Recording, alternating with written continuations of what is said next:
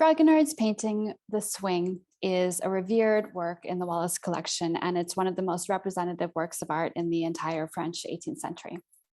To celebrate the cleaning of this Rococo icon, we've invited 5 art practitioners and 5 scholars to participate in a series of virtual conversations inspired by its key themes: pink, identity, fashion, play, and the libertine. Tonight, we have the 4th of this series on play. I'm joined by artist Monster Chetwynd and artist and scholar Dr. Clair Le Couteur. Monster Chetwynd is known for her exuberant performances featuring handmade costumes, props, and sets.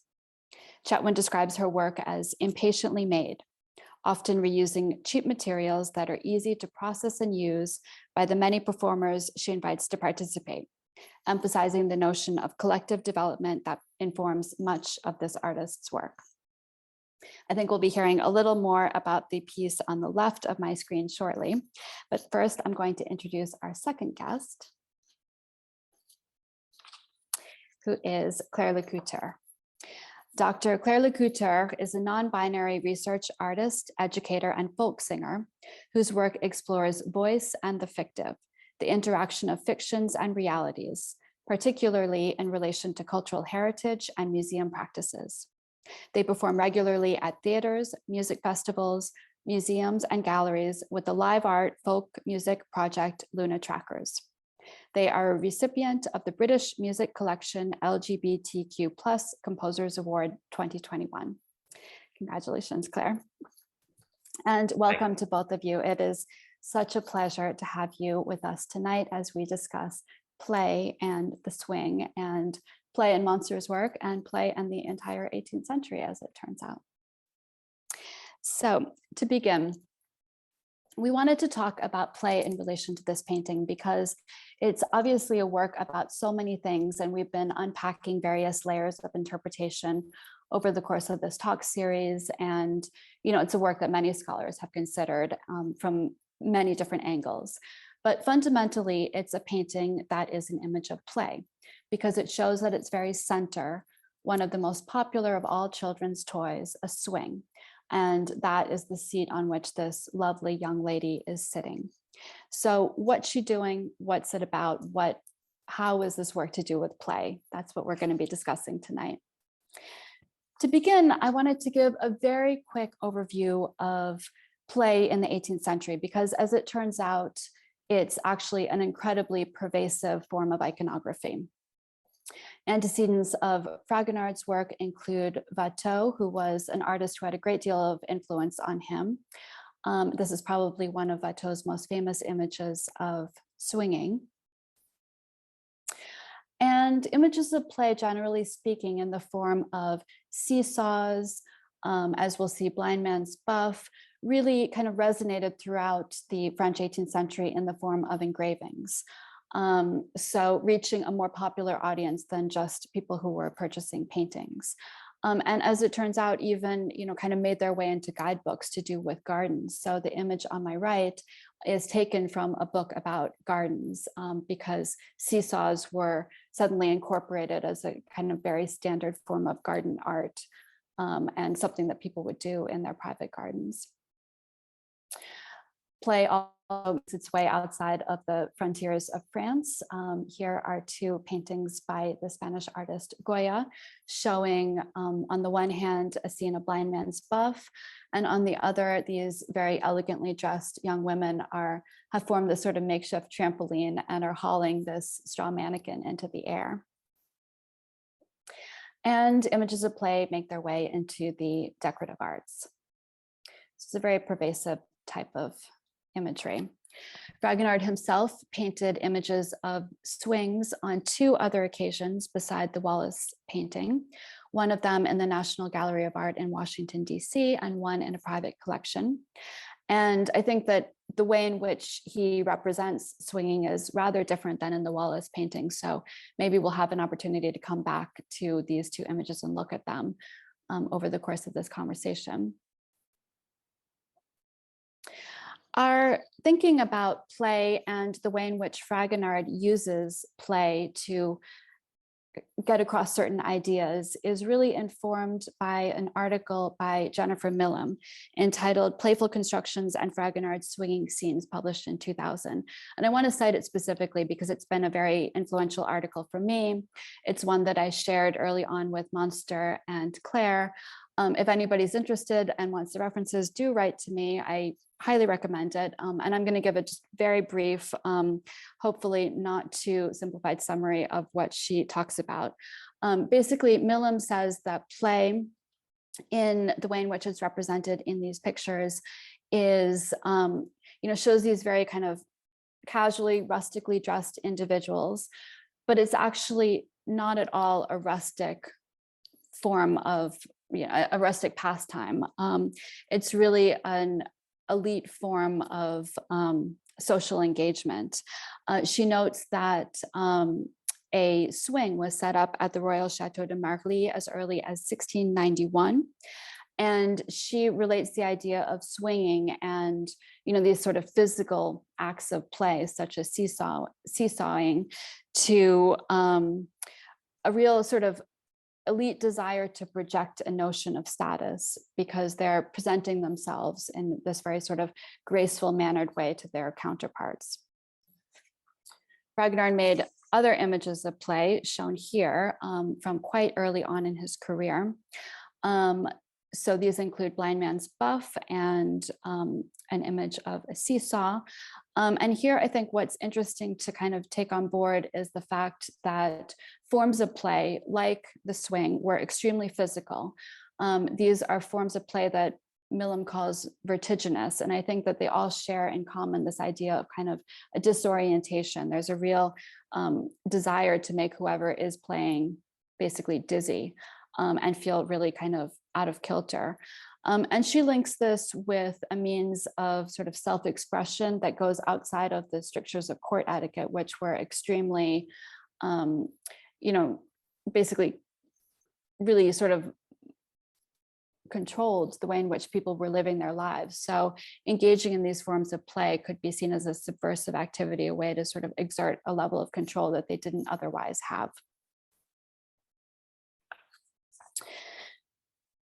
Now, going into the idea of disorientation further, and I know that Claire will maybe speak about this further because it's they who gave us the, sort of idea to use a pendulum image here, which I think works so well. But, the idea of disorientation and the pendulum really does have this dual quality that I think is important to note, because it's simultaneously, there is a kind of act of making oneself dizzy through swinging, but then pendulums and the sort of back and forth motion are in and of themselves extremely ordered. And, there's a real kind of, pendulums, of course, are used in these incredibly elite constructions of clocks, very expensive at the time, but also, this kind of real sense of order and balance and rationality that I think we might be able to link to an idea of kind of the Cartesian rationality of France. So I think there's an interesting duality there that we might want to consider. The other thing to note is that images of play often tend to be very immersive. They really do kind of envelop the people that were consuming them. And we see this most pertinently through the use of images of play in interior decorative ensembles, in these wall decorations that were, basically placed in the rooms that people spent the majority of their time in their salons. And so here we have a copy after Fragonard's Blind Man's Buff, the painting that I showed earlier in the work on the leftmost side of the screen. And then finally, the last thing to bear in mind about play is that there is a sense of innate hazard, or the potential for accident, inscribed in the very act of play, because of course one can fall off the swing, one can fall off the seesaw. And that's something that was picked up by the person who engraved Fragonard's The Swing, the painting at the Wallace Collection, because at the moment that the work was engraved in 1782, the engraver Delaunay gave it the title Les hasards heureux de l'escarpolette, the happy hazards of the swing. So there's, kind of right there in the painting itself were is inscribed this title, which has the idea of hazard within it.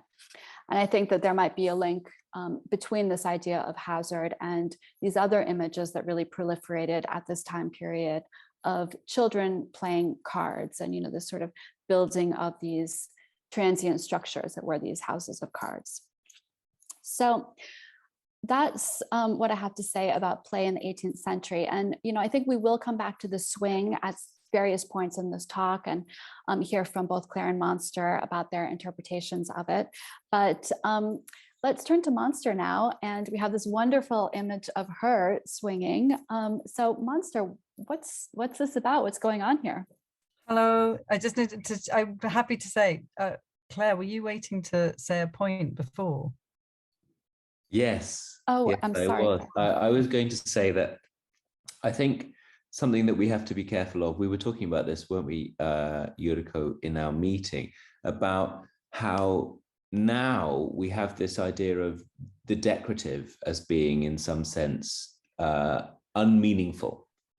And if we jump back to that picture of the salon, these are anything but. These environments are incredibly meaningful. They were put together at inestimable expense by some of the most amazing artists and designers of the day, and they were put together by patrons to express a kind of philosophical worldview. They were full of jokes. They were full of literary references. They were certainly not live, laugh, love vinyls to stick on your wall. This is not decoration in the way that we understand it. I think it's important to see this as decoration in more of an almost a temple, like a church kind of way.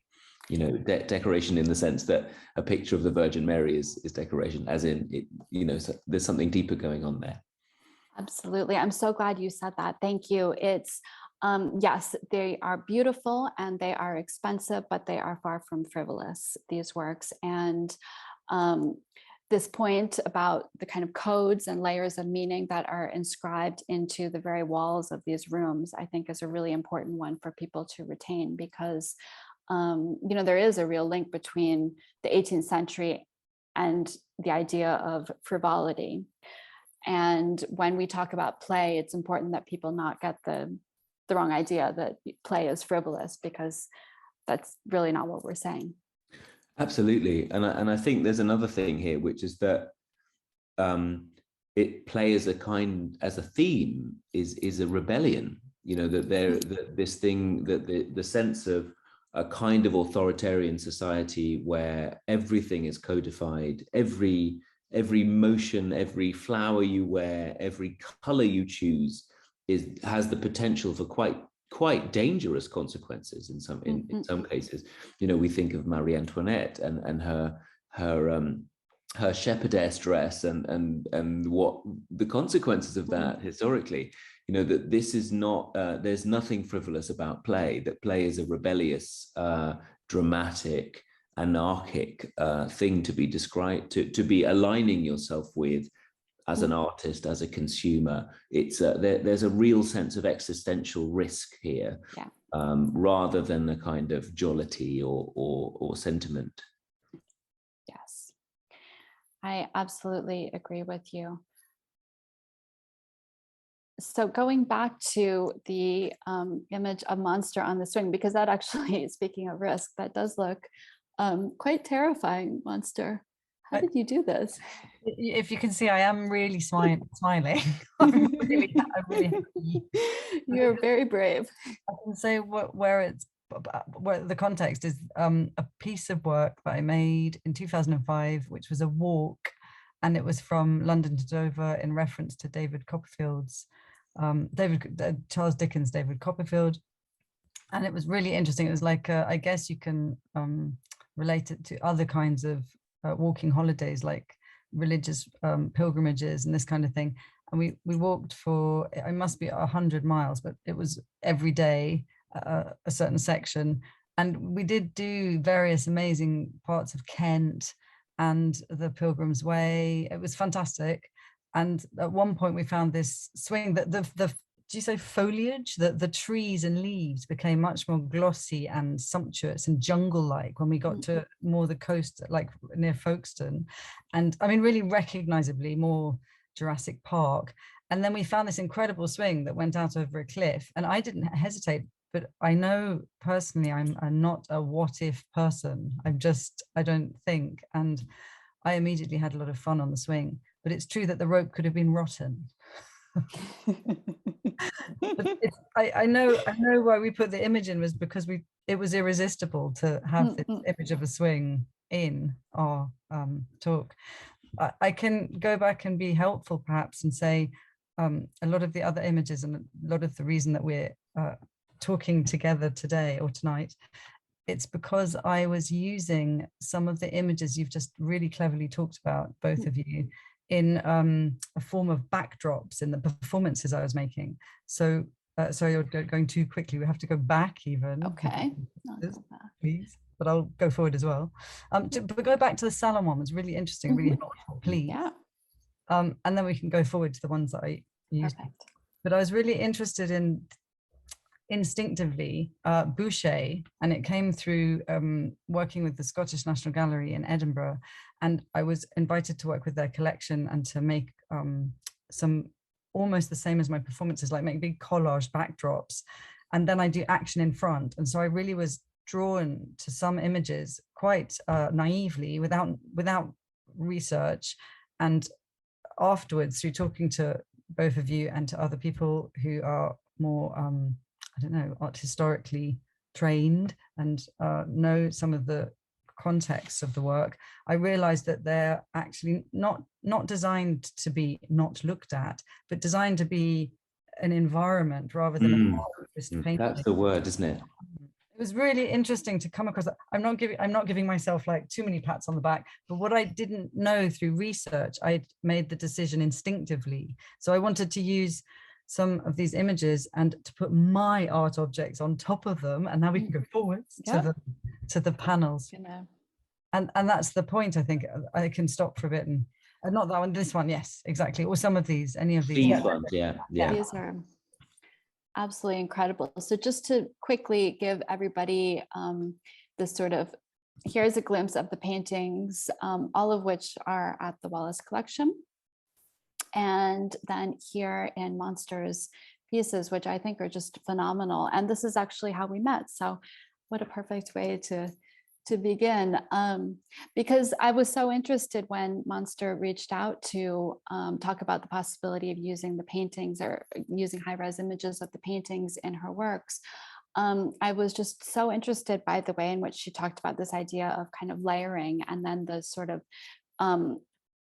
really playful juxtapositions that she was proposing between the paintings and these, so would you call them collages or large, sort of pieces? Outrageously, I call them paintings, which is totally wrong. But what you can do in fine art, you can really, by choosing a title or a word, it's like a conceptual claim. You really can do what you like in many ways.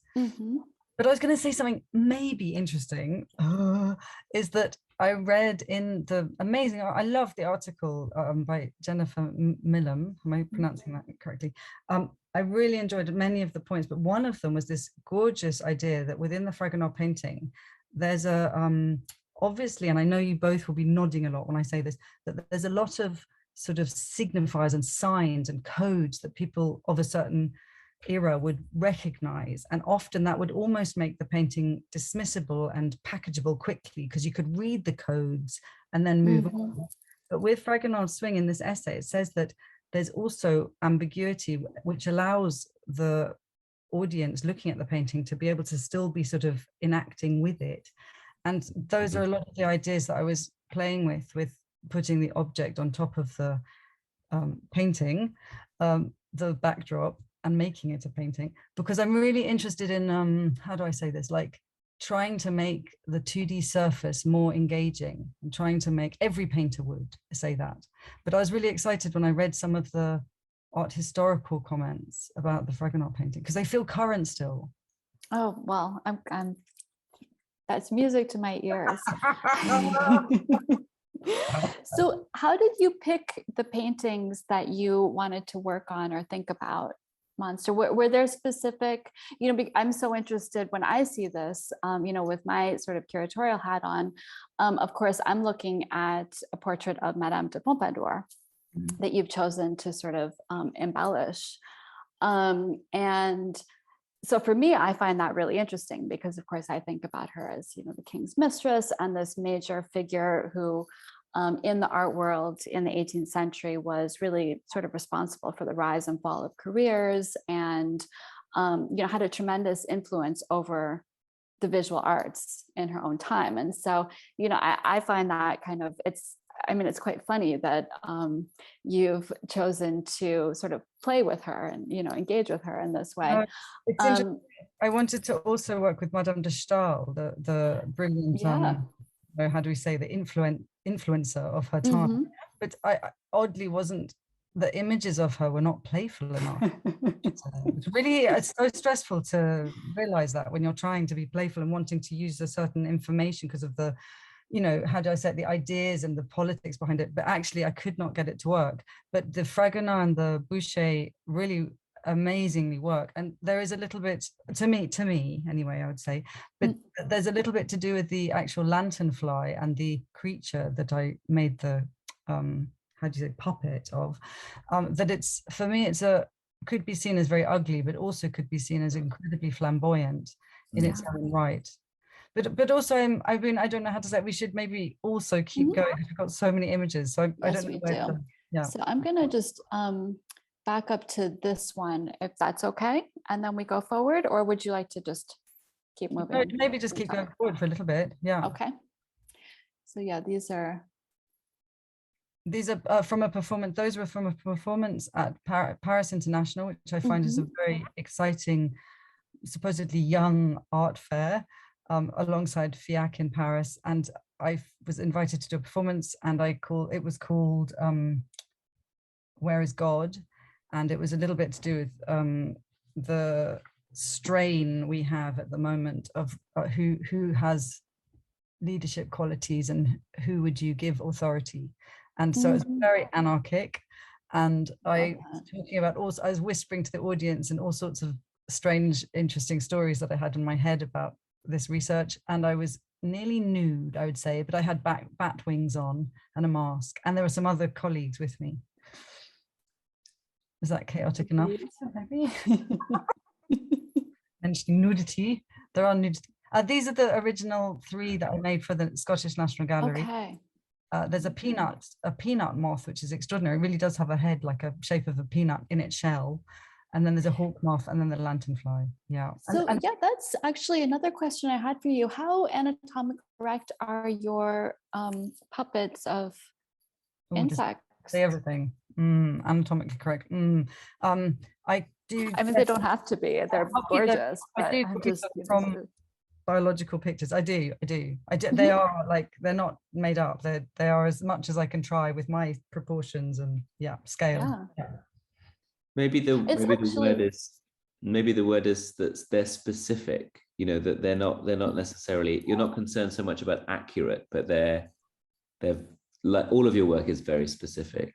I do love the history of George Stubbs and how he really went into anatomy, but I cannot say I've done the same thing. Do you think about which painting, sort of gets which backdrop type of puppet, or normally, to be honest with you, if I have a normal or a logic, it's because I've made, when I do the performances, there's a lot of research. I really enjoy, literally, I don't know if you call it old school research, but I mean like libraries and books, as well as I also appreciate research which is physically doing things and experimenting. But I mean really like immersing myself into some particular research, and then I will or I will be infuriated by an idea and discuss it with a group. But normally at some point I will come up with the visuals and check as a group if we all agree that this communicates what I'm trying to communicate. So I do a kind of small market research within my group, and then I will print them very big through photocopy machines that you do 80 centimeter sections, and they scale up. So the panels were a breakthrough in 2017, and they are the real backdrops from the performances, but then applied to wood, and then the objects put on top. And it sounds embarrassing. It's another story perhaps, but maybe it's relevant to the discussion of Ragnar painting. But I found that before, a lot of curators and institutions and art world people couldn't cope with my stressful performance plethora and residue. But then when I made a contained surface and put an object on it and showed how it could be shipped and showed how it could be stored, oddly it worked like it was extraordinary, the response. So they needed it sort of broken down for them. Yes. Well, they don't have the mind of the artist. One thing I just want to say very quickly, and maybe this is reading too much into it, but I do love how you play with colors. And I find that that's actually a real, because for me, Boucher, Fragonard, these artists in their own time, they were really, I think, on the sort of vanguard of this use of very bold contrasting colors and really sort of experimenting in ways that I think was really represented a significant break from the 17th century, but also that gets us out of the realm of, this sort of very pretty pastel that we tend to associate with the Rococo. I mean, people like Ragnar, I think, were incredibly experimental. And so I really like how you've chosen that, a kind of similar, to set up these similar juxtapositions. I appreciate it, very flattering what you're saying, but to be honest, I have a shocking irreverence. It's one of the things that comes of being a contemporary artist. I really appreciate, and I don't know, how would you say, I would put them on a pedestal, the artists we're talking about, but at the same time, I do seem to have a really shocking innate irreverence. Yeah, it's really, I don't know, but I understand what you're saying. I agree. It's Tiepolo. It's a lot of the Venetian school colors I get very excited by. Yeah. Contrast. Well, irreverence. I don't know that those things itself, are. I don't know that those sorry. things are that they're contrary. Yeah. I really think that Go forward, please go forward. Images, yeah. Go on. Sorry, Claire, go ahead. I'm bouncing off what Yuriko is saying. I think that thing about Fragonard is that it's about using cutting edge materials. Like he was going with the fashion in terms of everybody was wearing these intense pastels. That was about fabric, who was making what kind of satin and how that looked and what needing to paint that. But he wanted to get that deep green or that intense pink, and that demands a kind of irreverence. Yeah. Yeah. That's a kind of like it has to be like this, and beyond any explanation, it has to be how it has to be. And that's kind of what I get from your work a lot, Monster, that there's a drive there. You can't necessarily verbalize it beforehand, although you're usually quite good at doing it afterwards. But there's a kind of like a flow that it has to be that way. It's uncompromising. I know exactly what you're saying. It's a decisive. I know what you're saying. That's interesting. Yeah. So I am just incredibly attracted to the center, the bat in the center. I find it just absolutely delightful. So I don't know, we probably shouldn't spend so long talking about these. We'll keep moving, but I wanted to register that. It's good that people see it. Panels that I was making, but it was for the Sadie Cole show, and it was Claire. I swear I invited Claire and we did a talk there as well. Yeah. This is the Scottish National Gallery corridor, which was really interesting. They allowed me to use their collection, so I did my best enjoying that. It's huge, and I had a go at choosing things because it's difficult actually with such a big collection. But they put the original Goya prints on top of the collage. And I have to give the credit to the curator, but I was really shy about this. I don't know how to say it very well. I was a little bit like, ooh, is it going to work? Like what? But now I really enjoy it. It's phenomenal. It was wonderful to have the opportunity, and also and this is a performance I did for the work. It was called Prolific Potato. I was allowed to choose a piece from their collection to celebrate, and I chose Edoardo Palozzi's studio, which they have reassembled in their galleries. And I really, really enjoy Edoardo Palozzi for his prolific over investment almost in casting and all sorts. And I love the Tottenham Court Road mosaics, but we made a really good job of making a celebration of his life story. But we should keep going, perhaps. Sorry, Okay. it's not relevant. That's the performance continuing, yeah. And it was because of the National Scottish Gallery links me to the Wallace collection, because Alice Strang there encouraged me to be brave and approach you to ask for permission. Yeah, of the images, yeah. Okay. These are, I left these in because you can see some of the backdrops behind some of the performance there on one side, and then on the floor of this one as well. It's the one with the big Zorbs was at a sculpture park in Antwerp called Middelheim, and I, for the first time, used Zorbs, and I made a path on the ground, and they're incredibly meditative and calm. When you move, the body of the plastic bobble moves with you very gently, so you can really control it easily. And I know that one of my friends immediately said, if everyone commuted to work in these, the world would be a different place. Is this this is a bateau, is it? Yes, on the collage on the floor, it is, yes. Okay. Oh, that's... Without being too nostalgic, I really have gone to the Wallace from teenage years on, always on my own, just going to see the Watteau and the Fragonard and the, you know, the collection. Yeah. That's wonderful. I love the idea of commuting to work on a bateau. That's pretty special. I can see why it would be very calm and meditative. It's the relationship between performers and painting with Watteau that I was attracted to. I mean, I'm sure you know all about that, and I really loved it. And I've never, this is why the talk about the swing is so interesting, is I used to stare at the painting. I love it to death, but then you don't really understand necessarily why. And then being invited to be part of this and to read the essay by Jennifer Millam, oh my goodness, it burst in me many, it was very confirming. A lot of the ideas that I play with within the performances are for sure exactly historically played with by many artists over a lot of time, you know, many times before and ahead of time. Yeah, so I was very excited. I can talk about some of them, but we can keep going. Okay. Prompted by the images. Shall I keep moving?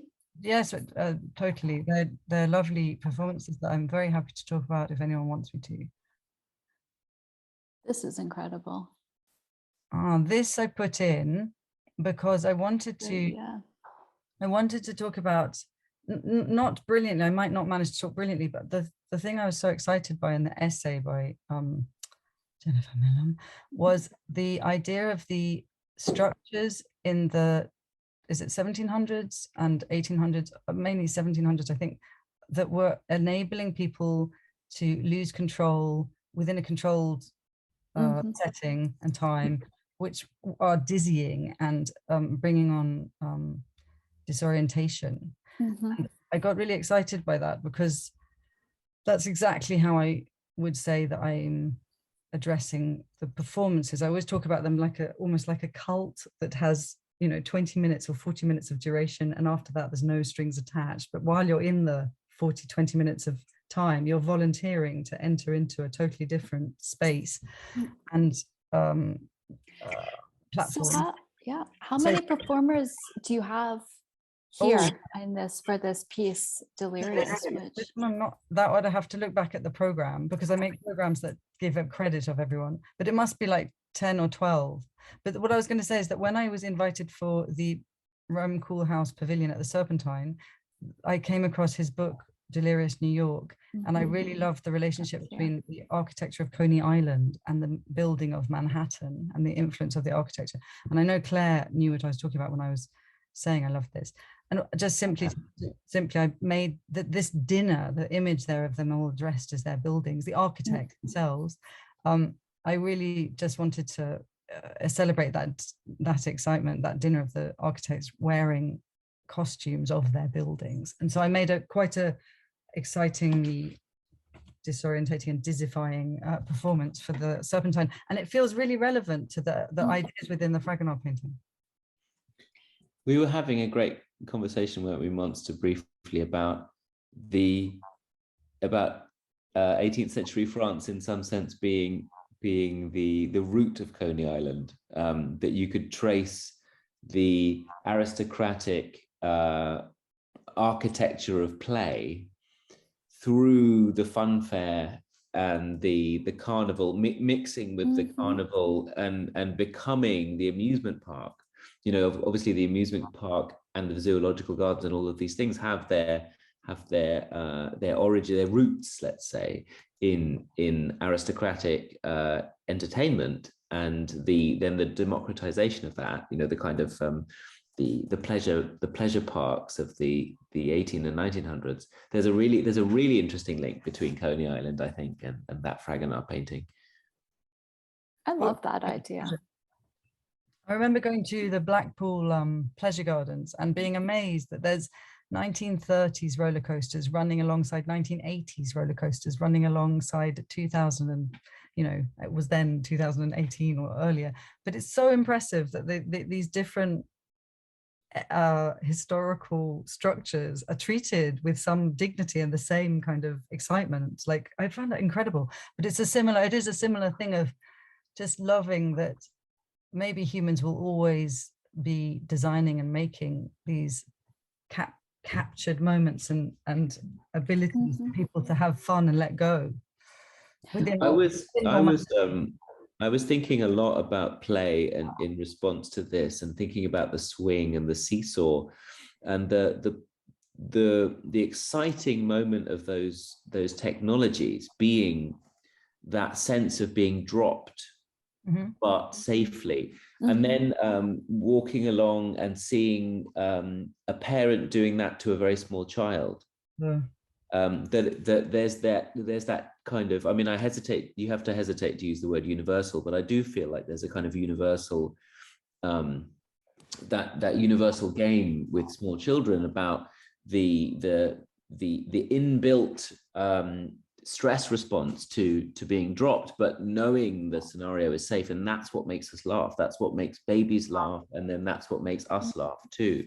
And that sense of the kind of the risk, but within a structure that makes it make sense, and that keeps it safe. And I think that if it to me, and perhaps to the British object relations school of psychoanalysis, like D.W. Winnicott, that is the essence of play. You know, that sense of a transitional space where you know, really intrinsic biological danger is kind of within a structure, within a cultural structure, which allows it to be flirted with and experienced pleasurably. Sounds fun to me, definitely. I find that fascinating because, of course, you know, in Fragonard's time, there are sort of multiple structures that people could engage with, and you know, sort of very much sort of mirroring the different kind of sociological levels of the sort of elite playground down to the amusement park, and, you know, kind of it broadens out. And there are so in his day, you know, these very wealthy aristocrats would have their sort of little private pleasure houses where they would have, you know, rendezvous and these trysts. But then there were also, you know, sort of public parks that people could go to as well. And I think that trying to sort of figure out where the swing is set, whether it's in this sort of very private space, which would have been, you know, immediately more moneyed, more elite, more kind of clandestine, or in a sort of larger public space, is one of the things that is interesting about the painting, because it also could change the way in which you see it. And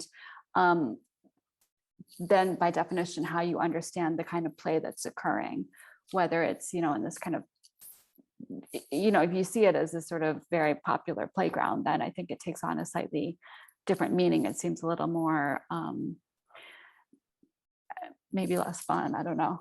I think there's another angle to that as well, which builds on some of the other Fragonard images that you've shown about the kind of ruin, and about the move from a formal garden, an exquisitely manicured, controlled garden, to a kind of wildness, this kind of flirtation with the forest, the danger of the forest, the risk, particularly for the aristocracy in France at the time, of going through the forest and getting waylaid by people without money, and the sense of the wild as a kind of risky space. It still is, but particularly at the time, there were thousands and thousands of miles of forest filled with bears and the disenfranchised. That sense of the kind of that blurry space. Is it, there are statues there, so it's an aristocratic space, or it's at least a kind of, and maybe there's a sense of the ancient ruin of a previous age, that there was a great awareness during this period of the fall of the previous era of aristocratic power, of imperial power, the fall of the classical age, and the impending fall, as obviously we know through hindsight, of the Renaissance age. And maybe that's one of the reasons that they resonate with us, and of course with Delirious New York, which is in some sense the fall of the great crash of the 20s. That there's a kind of epoch. There's a swing between cultural epochs and plenty and then crash again. For me at least, looking back, that seems to be present somehow, haunting this painting. Do you think that's because we know the history? I'm not sure. I think that there is a kind. I think it's built into the imagery. I fast forwarded to the painting, but we'll go back in just a second. But I think that you're right. There are, because we do see these other statues, sort of in the background, and there does seem to be some sort of small figures here that could make one think that it is a potentially more public space than we've realized, because of course when we look at the picture we see it as very much in this enclosed kind of, well, at least I always did pre-cleaning. There wasn't much of a sense of space or perspective. It felt very flattened out, and as a result I only ever saw the figures in the foreground, and thought about their interaction. And now that we've removed this very thick layer of yellow varnish and the painting kind of opens up before our eyes, I think that questions about the space that these people are inhabiting suddenly becomes much more possible, but also, sort of more mysterious in a way, because as I said, we did, suddenly notice that there are these other, potentially an embracing couple or these other figures, and that might place it in a kind of more public park, which I think is intriguing. I think also there's this sense that you, Yuriko, were talking about, and Monster, you mentioned particularly in the essay that we were reading, that it's not about decidability. It's not an allegory. There's not allegory painting. It's much deeper than that. It's about tension. There's tensions about the space. It's an ambiguous space. We don't know whether it is an ancient temple, a wild forest, a mannered garden, a public park. We don't know. You can't tell. There's this kind of tension between. We don't know whether, for example, the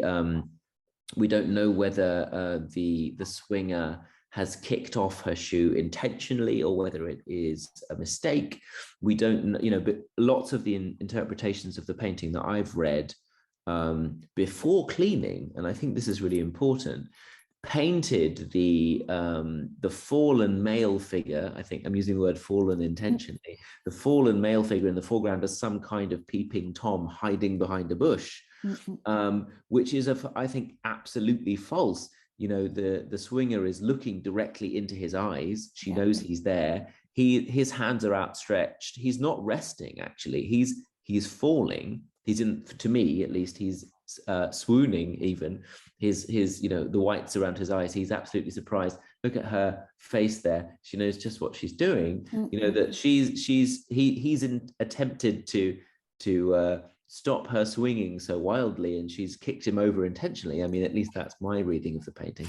But there's a tension, there's an undecidability, and I think that's the point of the painting. The point of the painting is the question, the point of the painting is it swings between a mistake or intention. It's, you know, and that's absolutely the kind of, you know, within this very mannered world, aristocratic world, and it's the same today. If you go to a formal environment, you know, there's that tension between the happy accident, whether something is intended or not, whether something is too much or not, you know, walking this fine line between the playful and the outré, you know, that all of this, I think, is absolutely charged within Fragonard's work, and I think is there within Monster's recent work as well. You know, that sense of these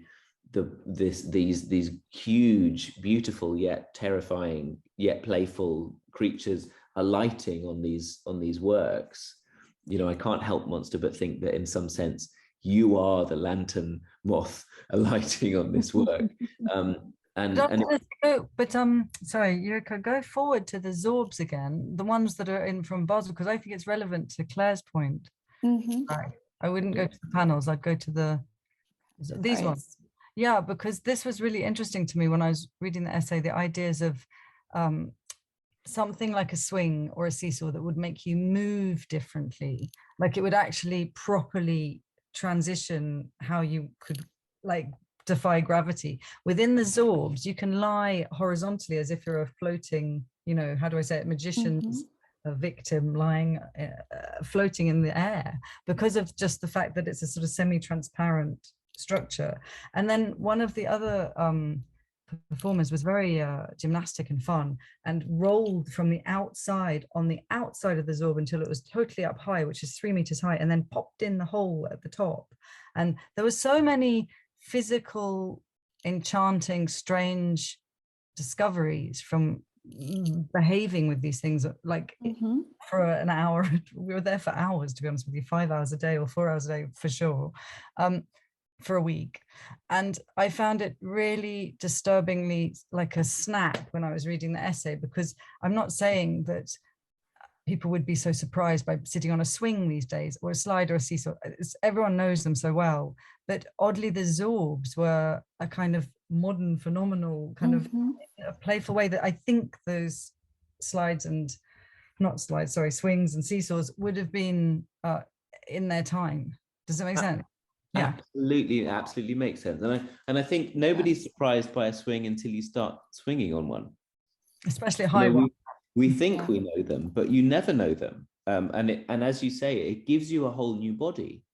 You know, you move on the swing in a radically different way.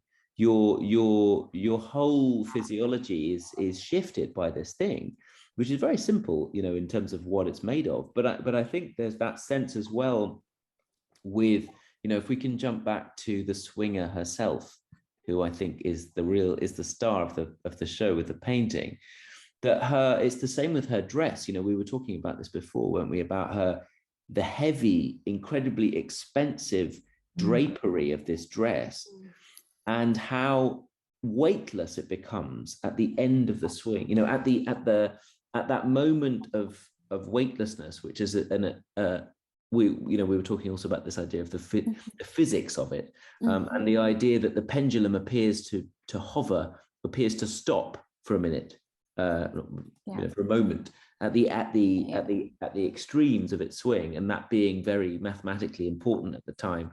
But the idea of the weightlessness of the dress, you know, that it changes form completely. It becomes another material. It stops being this kind of heavy, structured thing and becomes this incredibly organic, light, enveloping movement, super organic. I love that image. One of the things that we noticed when she in particular was cleaned was that her expression seemed to us to change. And I'm very interested actually to hear from both of you how you read her expression. I'm still sort of wondering and playing with different ideas. I definitely think that she looks more wide-eyed than I had thought previously.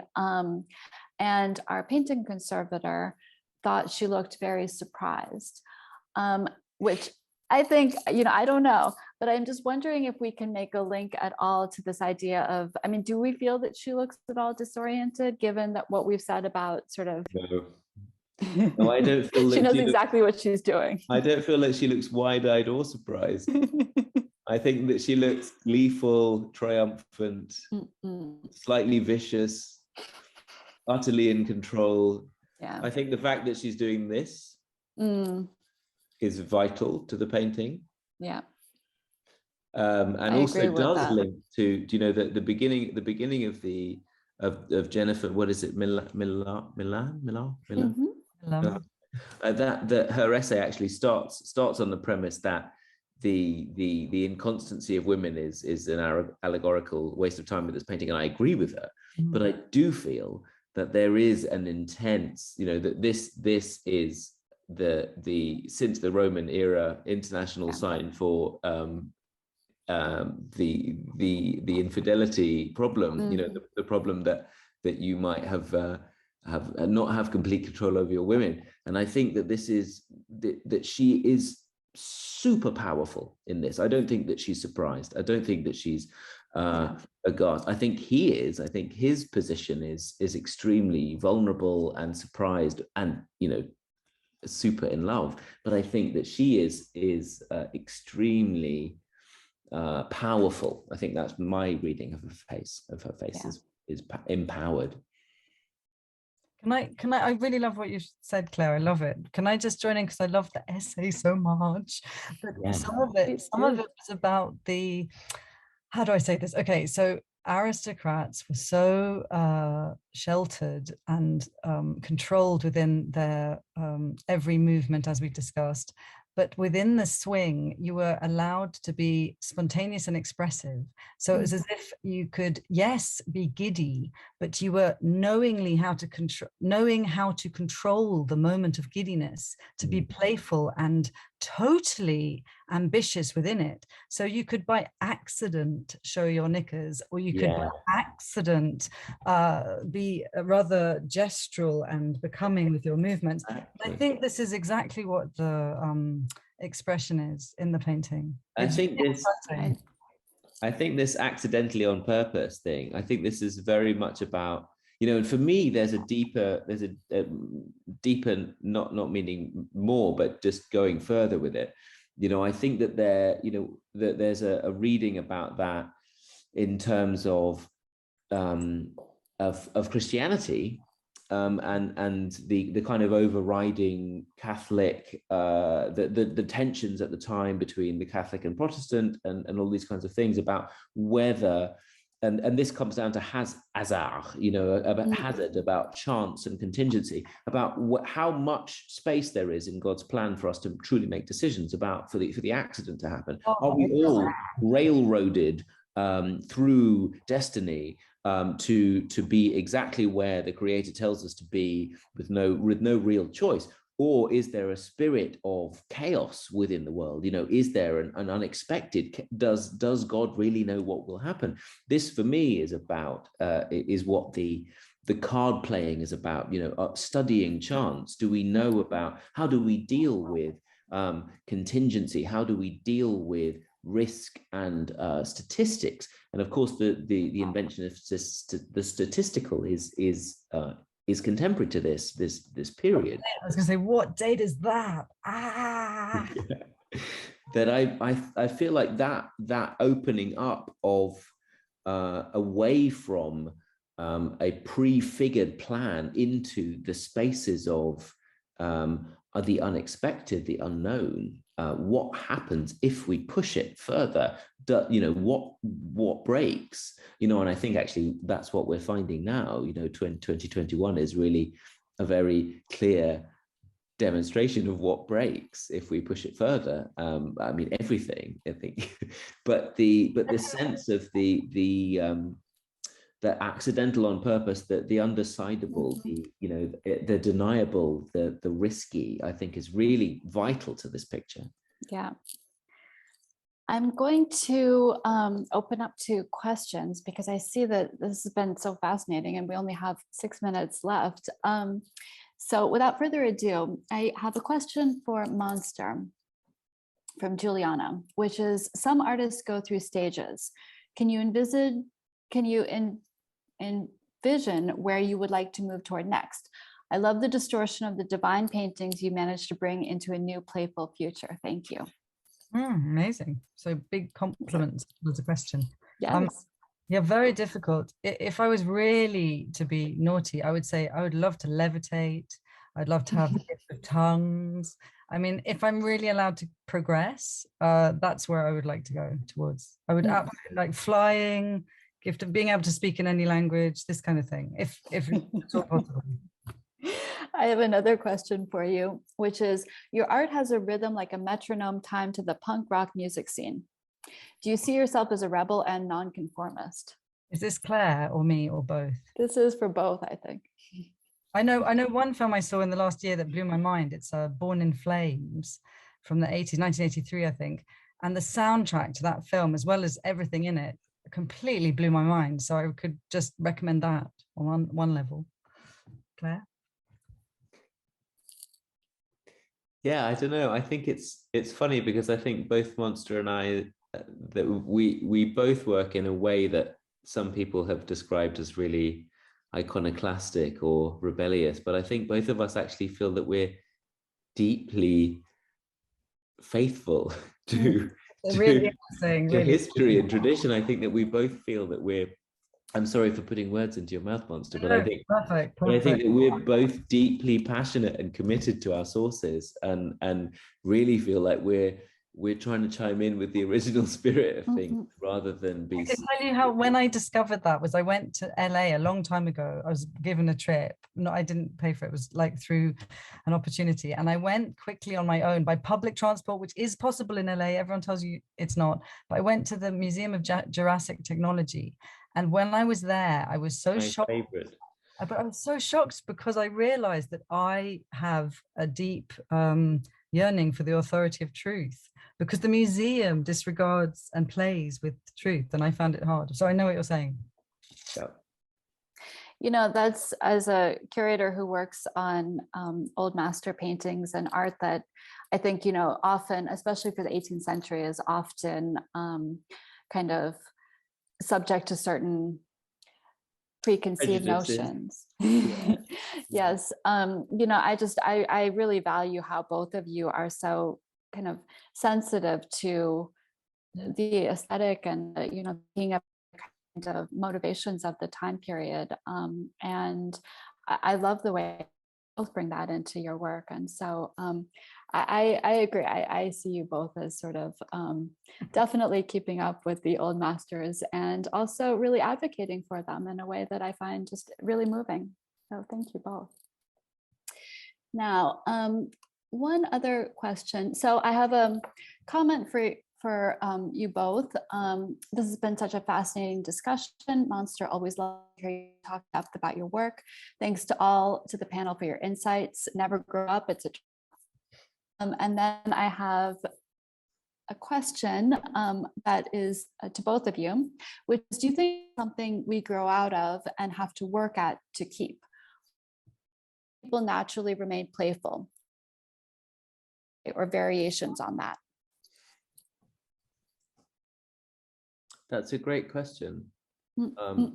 I think that we don't grow out of it. I think that barriers are put in the way of it, but I think that's a very different thing. And I think actually much of adult life, much of the strangeness of adult life, is about play disguised as serious activity.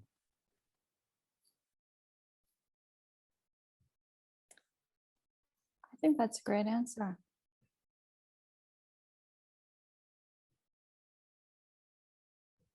Monster, did you want to add anything, or are you thinking? No, I was thinking, no, it's almost too emotional and heavy for me, this question, because it's like one of those stressful Peter Pan, really questions. But at the same time, I would say I've really had a lot of courage and support from reading the book Rabelais and His World by Mikhail Bakhtin.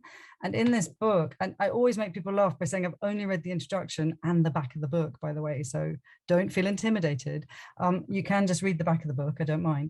But it's that there's an innate playfulness and radical laughter and buoyancy within humans that will always bubble up. So I don't know,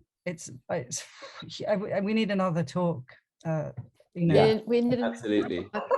Going to ask one last question, which Guillaume Van Damme. Oh, I know who this one is.